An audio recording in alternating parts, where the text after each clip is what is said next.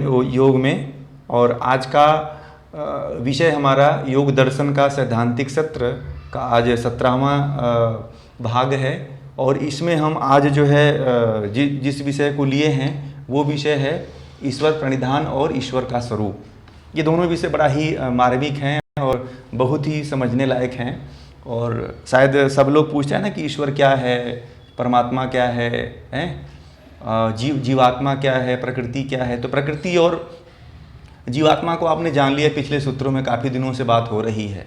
अब वो ईश्वर क्या है उसके बारे में हम जिक्र करेंगे कि ईश्वर क्या है।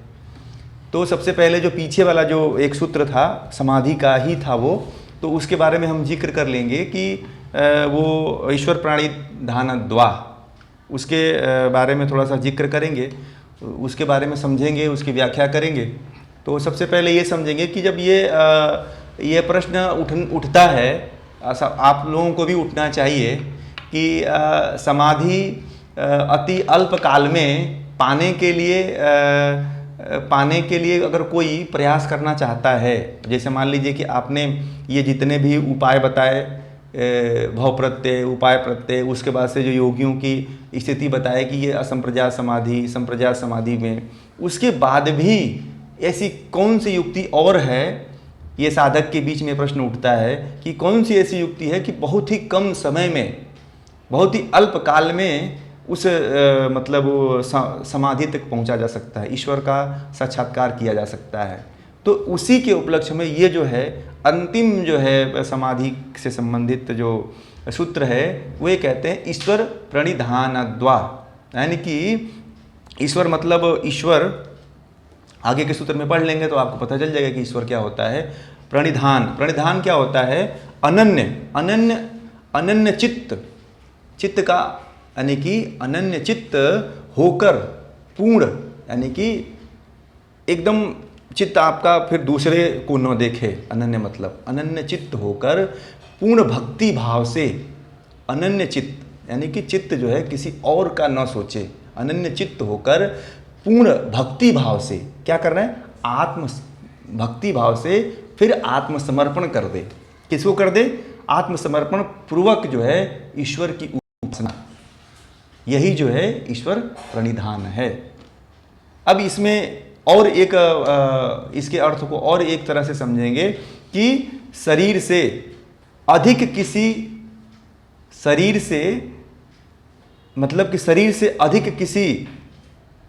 किसी अन्य को प्रिय न समझना, यानी कि ईश्वर से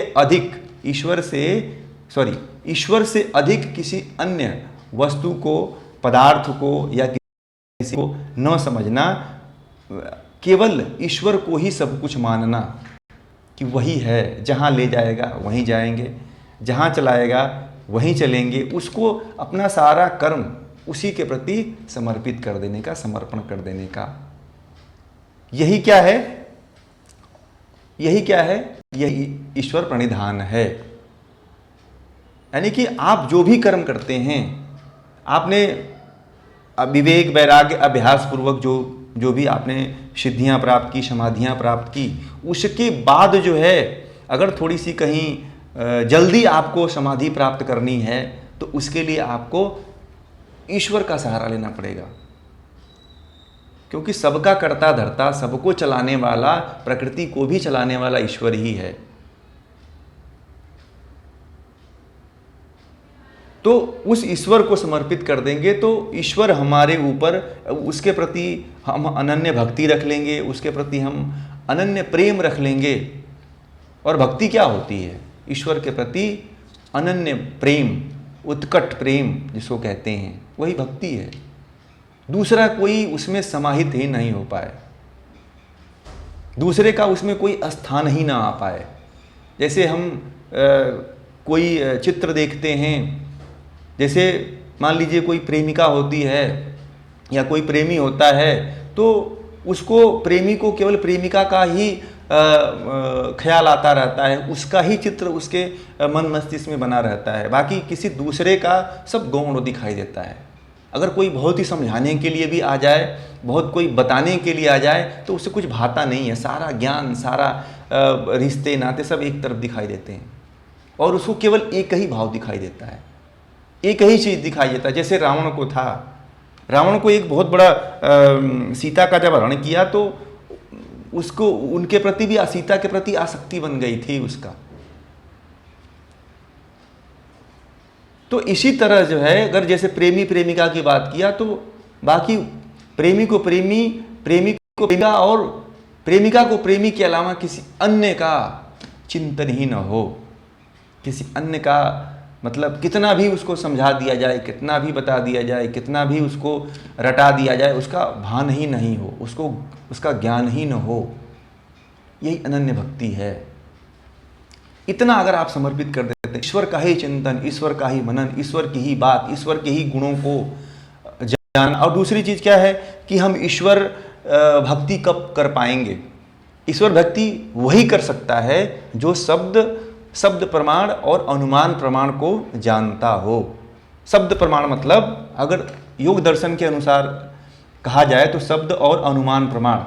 शब्द और अनुमान प्रमाण क्या है कि शब्द है, अभी आगे के सूत्र में मिलेगा, मगर मैं आपको बता देता हूँ कि शब्द, सबसे पहले सृष्टि का प्रारंभ हुआ था तो शब्द की उत्पत्ति हुई थी, जिसको प्रणव के नाम से जानते हैं। तस्य वाचकः प्रणवः, यानी कि उस शब्द की उत्पत्ति हुई थी, उसका निज नाम क्या है? ओम है। आगे आएगा, इससे पहले मैं थोड़ा सा आपको ये सूत्र को समझाने के लिए बता रहा हूँ।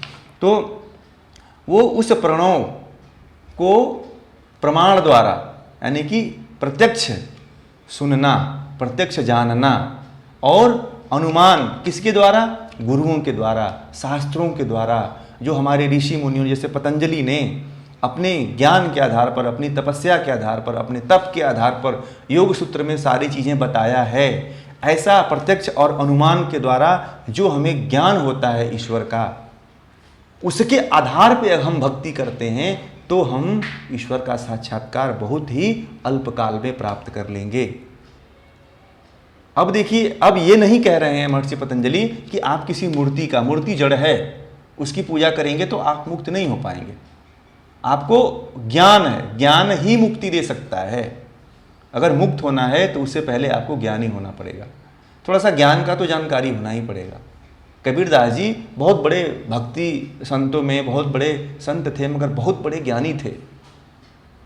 उनको बहुत ही बड़ा ज्ञान था और भक्ति भी बहुत अपार रूप से करते थे। रामानंद के जितने भी शिष्य हुए थे सभी भक्ति के चरम स्तर को छुए हैं। आप थोड़ा पढ़ेंगे उनके बारे में, जब योगियों के बारे में जब हम आप लोगों को बताएंगे तो रामानंद की जो परंपरा थी, जो जितने भी उनके शिष्य हुए हैं, 15-16 जो है, जितने भी उनके शिष्य हुए हैं, संत रैदास से लेकर के कबीरदास जी से लेकर के, वो उच्च कोटि के संत हुए हैं। उसमें भी मीरा है, संत रैदास की शिष्य है, उसी परंपरा से आई हुई मीरा भी है।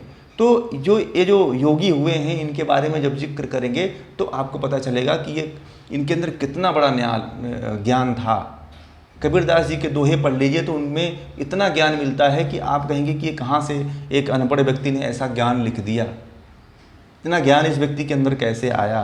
तो ज्ञान होना जरूरी है। जब तक आप मतलब अष्टांग योग का अभ्यास कर रहे हैं, अष्टांग योग के माध्यम से अगर आप जा रहे हैं तो उसके प्रति भी एकदम उत्कट अभिलाषा हो जाए, प्रत्यक्ष और प्रमाण द्वारा, प्रमाण और अनुमान के द्वारा। प्रमाण आपको शब्द से मिल जाता है, ओम का उच्चारण करिए, ओम से ही सारी सिद्धियां प्राप्त हो जाती हैं। ओम ईश्वर का नाम है और अनुमान जो है शास्त्र हैं। इसके द्वारा शास्त्रों को पढ़ करके, जान करके आप ईश्वर का साक्षात्कार कर सकते हैं बहुत ही अल्पकाल में। वो भी ईश्वर के प्रति अनन्य भक्ति होनी चाहिए तब। तो ईश्वर प्रणिधानद्वा का ये आशय हुआ। और ये आज जो है समाधि का जो समाधि को कैसे प्राप्त किया जा सकता है, समाधि के कितने स्तर होते हैं, योगियों के कितने स्तर होते हैं, समाधि के कितने प्रकार होते हैं, आज यहाँ पे ये पूर्ण हुआ। इसके बाद हम आज जो है ईश्वर के स्वरूप के बारे में जानेंगे कि ईश्वर का स्वरूप क्या है। यानी कि ईश्वर की बात आई थी इसमें भी, और जब हम प्रारंभ किए थे योग सूत्र तो उसमें भी प्रकृति का, पुरुष का, प्रकृति का, जीवात्मा का और ईश्वर का जिक्र किए थे। तो आपने प्रकृति के बारे में जान लिया, सृष्टि क्रम कैसे बढ़ता है, सतरज स्तंभ के माध्यम से प्रकृति का निर्माण होता है।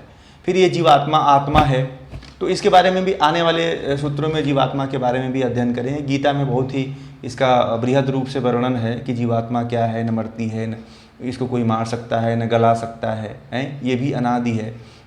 तो ये जीवात्मा का वो अभी आपने जाना। फिर अब ईश्वर क्या है, इसके बारे में महर्षि पतंजलि इस योग सूत्र के 24वें सूत्र में बता रहे हैं। अब इसको हम पढ़ते हैं, फिर आगे बढ़ेंगे। कह रहे हैं महर्षि पतंजलि, क्लेश कर्म विपाका शैर परामृष्ट पुरुष विशेष ईश्वर। यानी कि कह रहे हैं कि क्लेश कर्म विपाक और आशय से सर्वथा रहित जीवों से भिन्न ईश्वर है। यानी कि क्लेश ये जीव में होता है, कर्म जीव में होता है, विपाक जीव में होता है, आशय जीव में होता है। इनसे सर्वथा, इनसे भिन्न, इनसे अलग जो स्वरूप है वो ईश्वर है। अब ये समझिए, अब हमारे ही शब्दों के माध्यम से उसकी भिन्नता को बता रहे हैं, मगर फिर भी इसमें ईश्वर की व्याख्या नहीं हुई।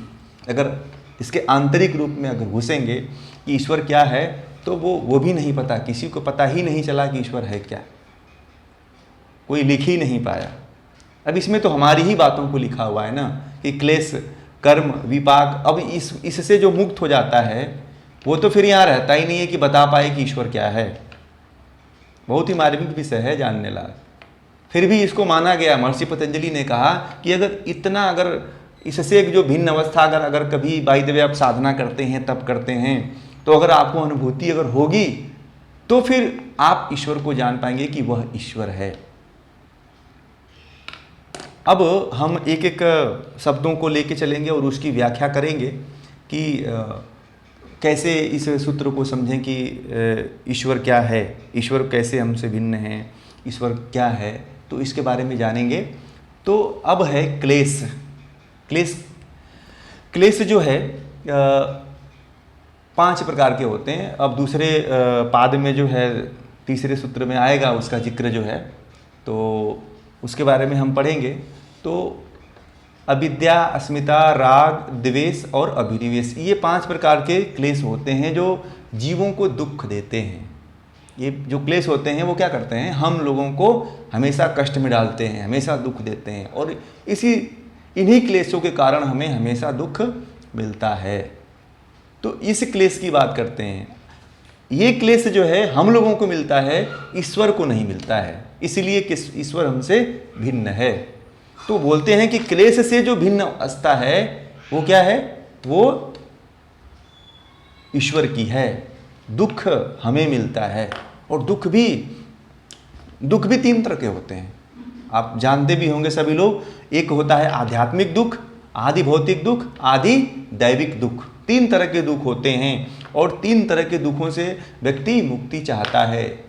और इसी दुख की निवृत्ति के लिए जो है सांख्य दर्शन की भी रचना महर्षि कपिल ने किया था। ये 3 दुख हैं जो हमेशा व्यक्ति को सताते रहते हैं। ये 3 दुख से व्यक्ति उभरता नहीं है। जब जन्म लेता है तभी से इन 3 दुखों से ग्रसित हो जाता है। इन 3 दुखों को से कहीं ना कहीं उसे किसी न किसी मार्ग पे झेलना ही पड़ता है। तो वो 3 दुख कौन कौन से हैं? आध्यात्मिक, यानी कि शारीरिक पीड़ा के द्वारा होता है, और मानसिक पीड़ा जिससे मिलती है। जो कष्ट, जिस दुख में शरीर के द्वारा पीड़ा मिलती है और मन के द्वारा पीड़ा मिलती है, वो कौन सा दुख है? आध्यात्मिक। शारीरिक पीड़ा में बहुत से कष्ट होते हैं। फिर मानसिक, कोई आपको काम, क्रोध, लोभ, मोह, ईर्ष्या, द्वेष, किसी से जलन हो गई तो मानसिक पीड़ा होती है। कोई आपसे आगे बढ़ गया तो भी मानसिक पीड़ा होती है। कोई आपको आगे बढ़ रहे हैं तो भी वो दुख पहुंचा रहा है तो भी कष्ट होता है। और शरीर में क्या होता है? शारीरिक पीड़ा में रोग पकड़ लेता है, कोई व्याधि पकड़ लेता है तो भी आप उससे छूटने के लिए प्रयास करते रहते हैं। दर्द होता है, अगर कहीं चोट लग गई, फोड़े फुंसी हो गए तो उससे भी पीड़ा होती है। आजकल घुटने खराब हो जा रहे हैं, हार्ट खराब हो जा रहे हैं, तो उससे भी पीड़ा को झेलना पड़ता है। तो ये आध्यात्मिक दुख है। आदि दैविक दुख में कौन कौन से आते हैं? और प्रकृति के द्वारा मिलता है दुख, जो देवताओं के द्वारा, जैसे बरसात हो गया, आंधी हो गया, तूफान हो गया, और वृष्टि हो गई, या भूकंप आ गया, या फिर और प्रकृति के द्वारा ये हो गया। तो ये देवताओं और प्रकृति के द्वारा आजकल जो विनाश हो रहे हैं उसके द्वारा जो दुख हमें झेलने पड़ते हैं वो किस में आते हैं? आदि दैविक दुख के अंतर्गत आते हैं। फिर जो है आदि भौतिक। आदि भौतिक में क्या होता है कि जो दूसरे के द्वारा हमें दुख मिलता है, दूसरे के द्वारा जो दुख मिलता है, जैसे सर्प ने काट लिया, किसी हम और जीव, हम जंगल में घूमने के लिए गए, सफारी करने गए, किसी पार्क में गए, वहाँ पे हम शेर ने हमारे ऊपर हमला कर दिया, तो उससे जो हमको कष्ट होता है वो भी कौन सा दुख में आता है? आदि भौतिक दुख के अंतर्गत आता है। तो ये महर्षि पतंजलि कहते हैं कि ये जो तीनों दुख है ना, वो ईश्वर को नहीं होते हैं, इंसान को होते हैं, हम लोगों को होते हैं, वो जीव को होता है। यानी कि समझिए कितना मतलब वो महान होगा कि उसको ये सब होता ही नहीं है, वो है प्रत्यक्ष रूप से है और उसको नहीं होता है। हम लोगों को ये तीनों दुख से हमेशा तीनों दुख में ग्रसित रहते हैं। कभी इसको दोष देते हैं, कभी इसको देते हैं, कभी इससे झगड़ते हैं, कभी उससे उलझते हैं। मतलब इस पूरा दुख में ही पूरा जीवन व्यतीत होता है। तो वो जो क्लेश हैं, किसी से राग हो जाता है, किसी से द्वेष हो जाता है, राग हो जाता है, सुख के कारण राग उत्पन्न होता है, दुख के कारण द्वेष उत्पन्न होता है, अविद्या के कारण हम जिसको नहीं जानना है उसको, जो गलत है उसको सही जानने लगते हैं, जो सही है उसको गलत जानने लगते हैं। तो इस तरह से दुख का हमको जीवन पर्यंत सामना करना पड़ता है। और ईश्वर इससे पूरी तरह से भिन्न अवस्था में चला जाता है और भिन्न अवस्था उसकी है ही है, इसीलिए उसको ईश्वर कहा गया है। और हम सबको ये सब पांचों क्लेशों के अंतर्गत रहना पड़ता है जब तक कि हमें मोक्ष नहीं प्राप्त होती है। फिर जो है कर्म की बात करते हैं। कर्म 3 प्रकार के होते हैं, शुभ, अशुभ और मिश्रित। उसको सकाम कर्म भी कहते हैं। तीनों को मिला दिया जाए तो सकाम कर्म कहे जाते हैं, शुभ कर्म और अशुभ कर्म। और तीसरा कर्म जो है मिश्रित कर्म होता है। कोई व्यक्ति शुभ कर्म करता है, कोई व्यक्ति अशुभ कर्म करता है, दूसरा हो गया। और कोई व्यक्ति जो है तीनों शुभ और अशुभ दोनों करता है, तो ये मिश्रित कर्म हो जाते हैं। और इन तीनों का जो मिश्रित कर्म होता है उसे सकाम कर्म कहते हैं। और ईश्वर क्या करता है? निष्काम कर्म करता है। वो कर्म करता भी है तो उसका कोई उसे फल नहीं भोगना पड़ता है। ठीक है, यानी कि वो तीनों प्रकार के कर्मों से मुक्त है वो, क्योंकि वो निष्काम कर्म करता है। हम और आप क्या करते हैं? हम और आप सकाम कर्म करते हैं। हम चाहते हैं कि बहुत अच्छे कर्म कर लें, फिर थोड़ा सा हमें कहीं लालच आ जाता है तो बुरे कर्म कर देते हैं। फिर सोचते हैं कि चलो हम किसी की भलाई कर देते हैं, फिर मन में आता है कि नहीं यार, अगर भलाई कर देंगे तो ये देख रहे हैं ये कुछ और कर देगा, फिर उसकी बुराई करने की सोचने लगते हैं। तो यहाँ पे मिश्रित हो जाता है कर्म। हम एक तरफ सोचते हैं कि हम इसकी भला कर दें, फिर मन में आ जाता है कि नहीं, अगर भला कर देंगे तो ये हमसे आगे निकल जाएगा। तो यहाँ पे मिश्रित कर्म हो गए। हम मन के ही द्वारा कर रहे हैं। कर्म होता क्या है? मन, वचन और कर्म के द्वारा जो हम चेष्टा करते हैं वही कर्म कहलाता है। मन के द्वारा, वाणी के द्वारा और क्रिया के द्वारा, ये जो 3 माध्यमों से जो हम कर्म करते हैं, जो चेष्टा करते हैं, वही कर्म कहलाता है। ये भी ध्यान देने की आवश्यकता है कि कर्म केवल हाथ से नहीं होता है। कर्म किससे होता है? अगर हम किसी को मुंह से, वाणी से किसी को गाली दे दिए, किसी को अच्छा शब्द कह दिए तो भी अच्छा कर्म हुआ, किसी को बुरा शब्द बोल दिए तो भी कर्म हो गया। मन से, यानी कि मन से अगर हमने किसी के बारे में अच्छा सोच लिया तो भी अच्छा कर्म बन गया, कर्म के खाते में जुड़ गया। और मन से किसी के बारे में अच्छा हमने बुरा सोच लिया तो भी कर्म के खाते में जुड़ेगा वो। ईश्वर ने मन, वाणी और कर्म तीनों से अगर आप कोई चेष्टा करते हैं, अगर उससे कोई कर्म करते हैं तो उसका भी खाता बनेगा। इसलिए मन से भी किसी के बारे में बुरा मत सोचिए, मन से भी किसी के तरफ बुरी दृष्टि मत देखिए, अच्छी दृष्टि रखिए। मन से, वाणी से और क्रिया कौन करेगा? हाथ पैर है। जैसे मान लीजिए कि किसी को, आपको कोई आपका दुश्मन है, कई दिनों से आप सोच रहे हैं, मन में सोच रहे हैं कि इसको मारना है, मन में सोच रहे हैं कि इसे मारना है। फिर अब धीरे धीरे सोचेंगे, धीरे धीरे प्रतिक्रिया बढ़ती चली जाएगी। एक दिन हाथ के द्वारा उठाएंगे, बेत उठाएंगे, डंडा उठाएंगे और उसको मार देंगे। तो ये कर्म हो गया, क्रिया के द्वारा कर्म हो गया। तो कर्म ऐसे होता है। पहले मन में आता है, फिर वाणी के द्वारा निकलता है। पहले देखिए, पहले क्या होता है, लोग झगड़ा करते हैं तो पहले मन में सोच लेते हैं, पूरा मन में पहले उबलते हैं कि आज मैं इसको बताता हूँ, आज देखता हूँ, आज इसको खूब, आज इसको सिखाता हूँ, मैं आज देता हूँ बड़ा वाला आज। तो उसको पहले मन में चलता है उसके, फिर जो है वाणी से, अगर नहीं होगा, एक पहली बार ट्राई करेगा, नहीं होगा तो गाली देना शुरू करेगा वो, फिर तरह तरह की गंदी गंदी गालियाँ निकालना शुरू करेगा वो। फिर उसको क्रोध आएगा, जब क्रोध आ जाएगा तो उसकी बुद्धि विवेक काम करना बंद कर देती है। जब बुद्धि काम करना बंद कर देती है तो फिर वो क्या करेगा, कोई डंडा और हथियार उठा करके उसे मारने की चेष्टा करेगा कर्म क्रिया के द्वारा। तो इस तरह से व्यक्ति कर्म करता है। और ये तीनों तरह के जो कर्म होते हैं वो हमारे मतलब सकाम होते हैं, उसमें स्वार्थ होता है। शुभ कर्म में भी स्वार्थ होता है और अशुभ कर्म में भी स्वार्थ होता है, मगर जो ईश्वर करता है ना वो निष्काम होता है। और बहुत से योगी भी हैं जो योगों को प्राप्त हो जाते हैं, वो निष्काम कर्म करते हैं। आप भी चेष्टा करेंगे तो आप भी निष्काम कर्म करने की कैटेगरी में पहुंच सकते हैं, मगर आपको विवेक पूर्वक हर कार्य करना पड़ेगा। वहाँ पे आपको अविद्या का नाश करना पड़ेगा, क्लेश का नाश करना पड़ेगा, तब जाकर के आप जो है निष्काम कर्म कर पाएंगे। भगवान श्री कृष्ण ने गीता में निष्काम कर्म की ही बात करते हैं कि कोई भी कार्य करो आप निष्काम कर करो। और वही बात जो है महर्षि पतंजलि कह रहे हैं कि निष्काम कर्म करिए, क्योंकि ईश्वर ये कर्म करता है।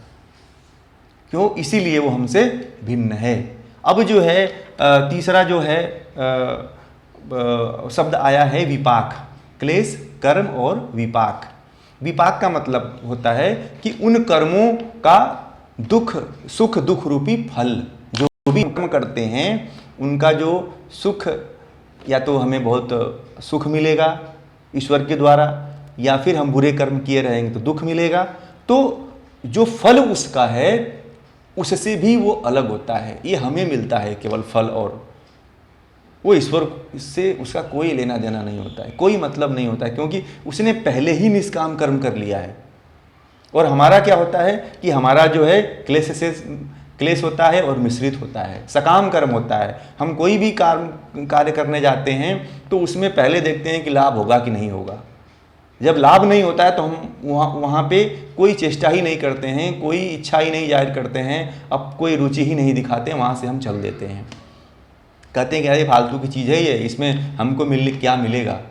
और ईश्वर जहाँ पे देखता है कि जहाँ पे कुछ नहीं मिलने वाला है वही कार्य करता है, सबके लिए न्यायपूर्वक कार्य करता है वो, चाहे उसको कुछ मिले चाहे ना मिले, सबके लिए कर्म करता है। सबके जो कर्म, जो व्यक्ति कर्म करता है उसके फलों को वो देता है, वो भी कर्म करता है। ऐसा नहीं है कि ईश्वर नहीं कर्म करता है, अभी आगे बताएंगे उसको।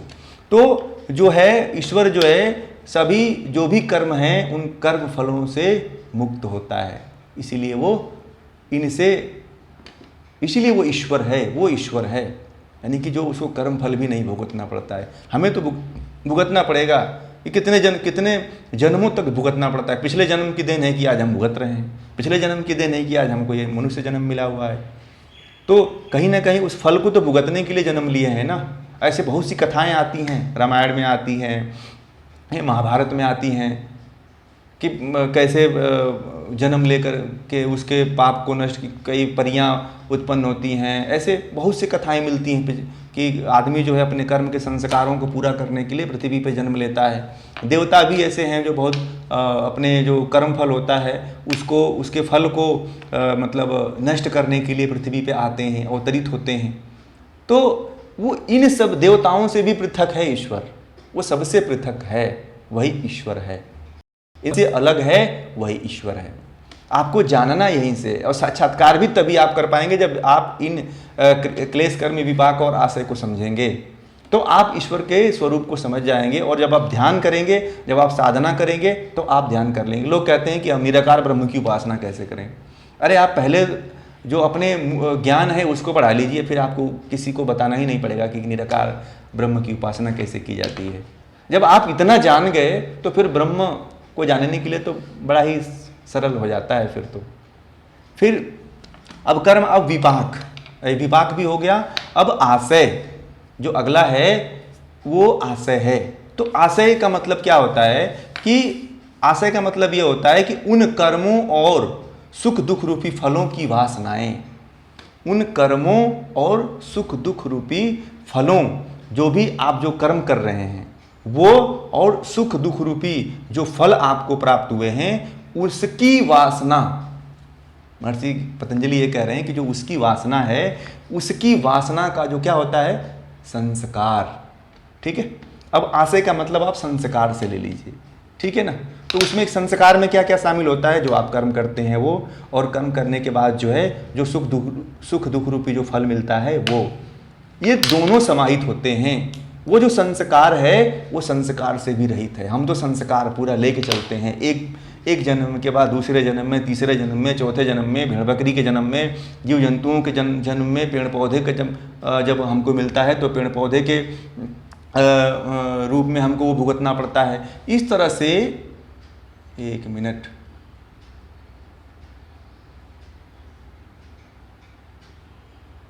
हमारी आवाज आ रही है ना? हाँ, तो हम जो है जो भुगतते हैं, जो संस्कार हम लेकर के एक जन्म से दूसरे जन्म तक जाते हैं, वो ईश्वर ऐसा नहीं करता है। ये केवल हमको भुगतना पड़ता है, केवल इंसान को भुगतना पड़ता है। इसीलिए ईश्वर हमसे अलग है।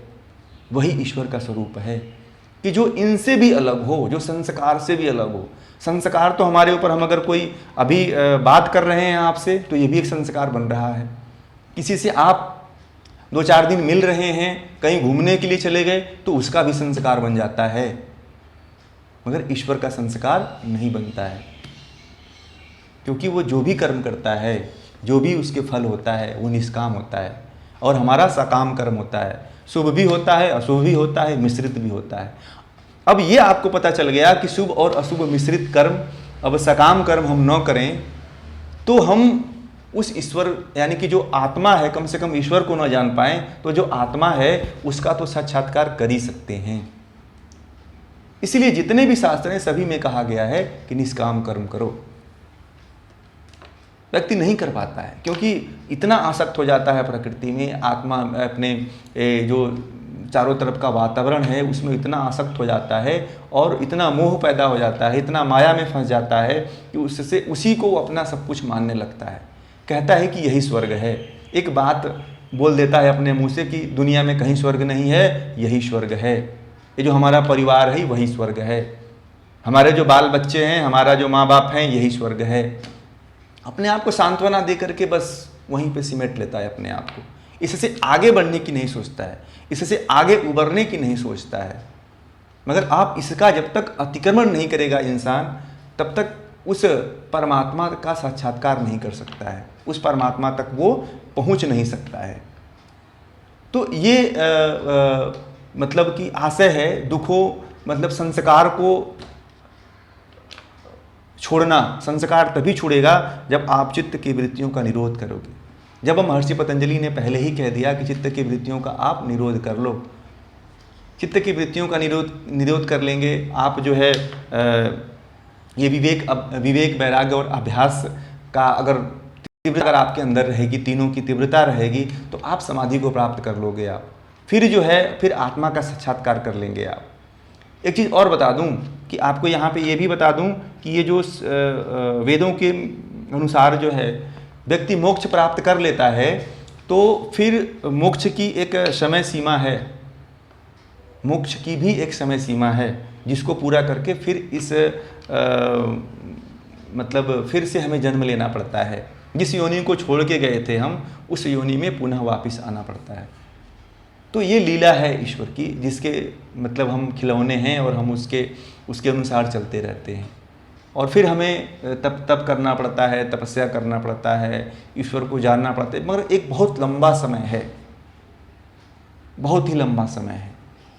4 नील ऐसे ही कुछ उससे ऊपर का जो मतलब समय है, वो ये मानवता के गणना के अनुसार नहीं, ईश्वरी गणना के अनुसार कहा जाता है कि बहुत ही लंबा समय है। फिर लंबे समय के बाद जो उसका मोक्ष का जो समय है, उसको पूरा करके फिर आना पड़ता। फिर सृष्टि के कर्म में आपको फिर जैसे कर्म करके, अच्छे कर्म करके, बुरे कर्म करके आत्मा का साक्षात्कार करके फिर जो है आपको ईश्वर का साक्षात्कार करके फिर जो है कुछ समय के जो ईश्वर की व्यवस्था है उसके अनुसार फिर आपको उसमें रहना पड़ता है मोक्ष में। फिर मोक्ष जब पूरा होता है तो फिर आपको वापस आना पड़ता है। यह है पूरी ईश्वरीय व्यवस्था। और इसीलिए इन सब से जो अलग हो जाता है वही ईश्वर है।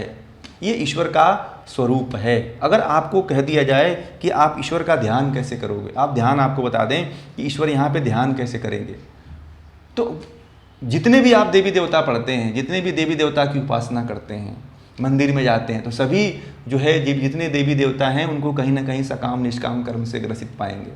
मगर ईश्वर ऐसा है जो आप देखिएगा इसकी जो परिभाषा महर्षि पतंजलि ने बताया है वो ये कहे हैं कि इन सब से परे होता है। आप अब कह दिया जाए कि भगवान श्री कृष्ण का ध्यान करो, तो भगवान श्री कृष्ण का ध्यान आप ऐसे करोगे कि भगवान श्री कृष्ण जन्म लिए थे तो कंस को मारे थे। फिर यहाँ पे कर्म है, ठीक है, कर्म भी है, अच्छा कर्म भी है, बुरा कर्म भी है, मगर निष्काम कर्म भी है। अगर निष्काम कर्म की भी अगर आप जो है निष्काम कर्म का भी अगर आप याद रखते हैं तो आपके संस्कार में निष्काम कर्म जो है जगेगा। हो सकता है कि आपको उस रास्ते पे लेके चला जाए, मोक्ष के रास्ते पे लेके चला जाए। इसीलिए कहा जाता है कि जो महापुरुष हुए हैं, जो योगी हुए हैं, उनके जीवन चरित्र को समझना चाहिए, जानना चाहिए। सुनने से कुछ नहीं होता है और सुनकर के उसको जीवन में अपनाने से होता है। अगर आप उसके उपासक हो गए तो फिर उसको ज्ञान को व्यक्ति ग्रहण नहीं कर पाता है जीवन भर। कोई भी आप देवी देवता की पूजा करते हैं, आप देवी देवता के जो गुण हैं, जो ईश्वरीय गुण हैं, उसको धारण करिए, ना कि आप एक दास बन जाइए। जब दास बन जाएंगे तो आप उसके गुणों को धारण ना करके केवल आप एक मतलब डरे हुए सहमे हुए इंसान बन के रह जाएंगे और आपके अंदर इतना भय व्याप्त हो जाएगा और इतना आप आलसी हो जाएंगे कि कर्म करने से आप डरेंगे, सोचेंगे कि ईश्वर हमें मुक्त कर दे, ईश्वर हमें उठा ले, ईश्वर हमें मतलब मोक्ष की प्राप्ति दिलवा दे, वही कर दे। नहीं, आपको चेष्टा करना पड़ेगा। देखिए, आप ही देखिए कि कितने योगियों के 9 प्रकार बताए कि असंप्रज्ञात समाधि में पहुंचने के बाद भी अगर विवेक और वैराग्य और अभ्यास थोड़ा सा भी क्षीण हो रहा है तो वो चूक जा रहा है। तो बिना कर्म किए हुए आप बिना अनन्य भक्ति के आप मुक्त होना चाहते हैं, क्योंकि वैसी मीरा की तरह भक्ति नहीं है, लल्लेश्वरी की तरह भक्ति नहीं है, तो फिर आप कैसे मुक्त होंगे? वैसी अनन्य भक्ति चाहिए, उत्कट भक्ति चाहिए, उसके साथ साथ ज्ञान चाहिए। ये जो भक्ति काल के जो जितने भी संत हुए हैं बहुत तीव्र कोटि के ज्ञानी थे वो। तो जब तक आप ज्ञान का ग्रहण नहीं करेंगे भक्ति भी नहीं कर सकते हैं। अगर भावना में बह गए तो वो भक्ति नहीं है। आखिर अगर महर्षि पतंजलि पीछे कहे हैं कि अगर आप भावना में बह रहे हैं तो वो भक्ति नहीं हो सकती है। आजकल लोग भावनाओं में बह जाते हैं और उसको भक्ति कहते हैं। भावना कहाँ तक सीमित है? चित्त तक और चित्त के संस्कार तक सीमित है। अगर आप बहुत ज़्यादा भावुक हो जाते हैं और अपने आप को कहते हैं कि मैं बहुत बड़ा भक्त हूँ और मैं भक्ति करता हूँ, तो वो आखिर आप चित्त की वृत्तियों में के इर्द गिर्द ही घूम रहे हैं। जो भक्त होता है वो चित्त की वृत्तियों से भी मुक्त हो जाता है। श्रील प्रभुपाद जी थे, आज आधुनिक समय में देख लीजिए, वो भी भक्ति के बहुत ही चरम स्तर को छुए हैं। मीरा है, संत ललेश्वरी है, ये जो, और फिर कबीरदास जी हैं। ये जो भक्ति परंपरा के जो जितने भी संत हैं, इनके बारे में जानेंगे तो आपको पता चलेगा कि कितने उच्च कोटि के संत थे, इन्होंने कैसी साधना किया है और ऐसी ऐसी साधना किया है जो एकदम जो है आपको योग सूत्र में आपको सुनने और पढ़ने को मिलेगी। आखिर कहीं ना कहीं इनसे वो भी परिचित थे। तो भावना में बह करके भक्ति नहीं करना है। बहुत ज़्यादा भावुक हो गए तो वो भक्ति नहीं होती, ये भी ध्यान रखिए। उत्कट प्रेम होना चाहिए, बाकी दूसरा कोई जगह ही नहीं। वो इतना प्रेम होना चाहिए कि उसके सिवा कुछ आए ही ना। जैसे एक उदाहरण देता हूँ कि जैसे एक बच्चे को छोड़ दीजिए, जैसे एक बच्चे को मेले में मान लीजिए गुम हो गया, तो केवल अपने माँ को बुलाता है वो। दूसरे को कितना भी उसके सामने खड़ा कर दीजिए, दूसरे को पहचानता तक नहीं है, वो केवल रोता रहता है, अपने माँ के लिए रोता रहता है। बहुत लोगों ने दृश्य देखा होगा कि कोई बच्चा खो जाता है तो देखिएगा केवल उसको अपनी माँ की ही याद रहती है, और बच्चे को अपने माँ की याद रहती है और माँ को भी केवल बच्चे की याद रहती है। यहाँ से अगर आप थोड़ा सा उदाहरण लेते हैं तो आप इस तरह से अपने अंदर भक्ति को प्रकट कर सकते हैं कि एक छोटा बच्चा जो है जब कहीं गुम हो जाता है, या जिनके छोटे बच्चे हैं घर से अगर माँ थोड़ी देर के लिए निकल जाती है तो बच्चा जो है माँ के लिए तड़पने लगता है। घर में बहुत से सदस्य हैं, कोई भी उसको माँ जैसी जो है ममता, माँ जैसा दुलार, माँ जैसा प्रेम उसको कोई नहीं दे सकता है। वैसी ही भक्ति हमारे अंदर आ जाए ना कि एक क्षण के लिए अगर हम ईश्वर से दूर होते हैं तो आंसू बहने लगे। जैसे रामकृष्ण परमहंस थे तो माँ काली के लिए बैठ कर रोया करते थे। तो ऐसा होना चाहिए कि भगवान के लिए रोना आए, भगवान के लिए प्रेम हमेशा बरसा करे, वही ख्याल में रहे, वही बात में रहे, वही धारणा में रहे, वही ध्यान में रहे, वही समाधि में रहे, तो ये भक्ति है। तब आप जो है ईश्वर का साक्षात्कार कर सकते हैं, ईश्वर का दर्शन कर सकते हैं। तो आज का सत्र यहीं पे पूरा होता है। आप सभी का बहुत बहुत धन्यवाद, बहुत बहुत आभार कि आप लोग इतनी तन्मयता के साथ, इतनी जागरूकता के साथ इसको सुन रहे हैं, पढ़ रहे हैं, अध्ययन कर रहे हैं। आप सभी लोगों का बहुत बहुत